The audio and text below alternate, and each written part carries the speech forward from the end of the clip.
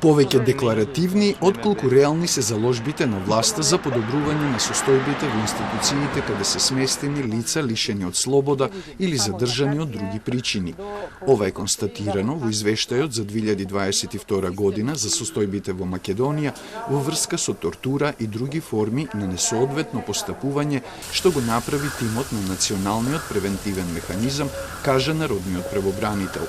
При посета на психијатриската болница во Демирхисар утврдено е дека објектот не е одржуван соодветно, дека хигиената е лоша, а добиени се наводи за врзување на пациентите кога се вознемирани. При посетата во една од работните простории на персоналот беа пронајдени кожени ремени за фиксација за кои што ни беше истакнато дека не се користат.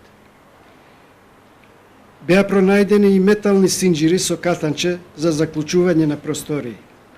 Во друга пак просторија беше забележан и цврст кабел во должина од 1 метар, за што вработените немаа одговор зошто е таму, ниту која му е намената. Заради можност овие средства да се користат за заплашување или малтретирање на пациентите, омбудсманот забранува чување и користење синџири во болницата. Во извештајот е нотирано нередовно примање терапија и чести конфликти меѓу пациентите во психијатриската болница Бардовци Скопје. Караниците продолжувале со тепачки, а ситуацијата особено е алармантна во попладневните часови, кога работат еден медицински техничар и еден болничар. И овдека и во болницата во Демирхисар има недостаток на персонал, каже Зибери.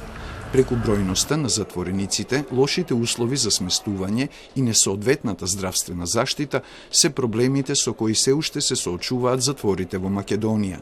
Наводите од извештајот за затворот Идризово, каде условите се далеку од европските правила, омбудсманот ги подкрепи и со фотографии. На денот на посетата, на третото крило, утврдено е дека во една просторија, која што е со површина од 14,28 метри квадратни, се сместени 15 осудени лица. Замислете, ниту еден квадрат цел за еден затвореник. Во тие 14 квадрати, 6 осудени лица спијат на душеци на пот, а останатите на кревети на 4 спрата. Одредени поволности во Идризово се решаваат со мито и корупција, а недостасува и кадар кој отсуствува и во затворот во Битола.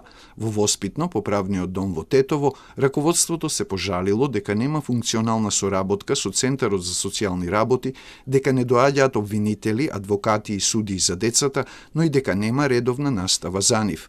Од посетените полициски станици во Тетово, Битола и Скопје, најлоши услови за работа има во станицата во Скопски Чаир, а лишените од слобода граѓани во полициските станици немаат вистински можности да повикаат адвокат од листата дежурни, чии трошоци ги покрива државата. Народниот правобранител е незадоволен и од игнорантскиот однос на власта кон тимот на Националниот превентивен механизам поради континуирано кратење на буџетот, што го става под знак прашање квалитетот и ефикасноста на неговата работа.